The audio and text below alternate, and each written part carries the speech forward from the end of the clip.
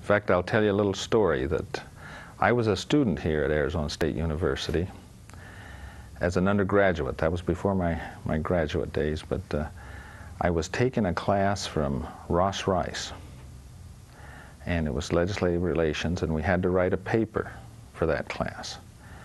And so I decided to write it on the appropriations process.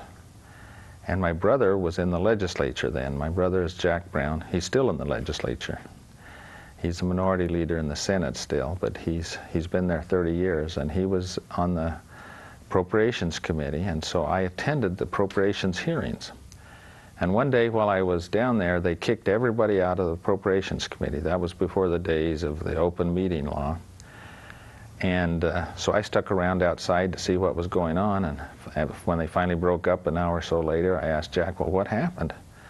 And he said, well, he said, Swede Johnson, who is the U of A vice president, wrote the budgets for the 3 universities.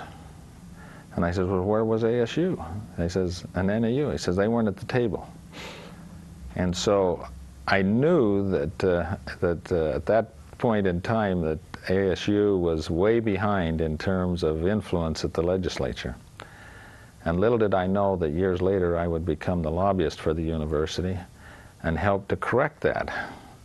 And it was a battle, but we did turn the tide and were able to get some equity with the University of Arizona. But it was not an easy process. It was long, hard, and we had a lot of political battles.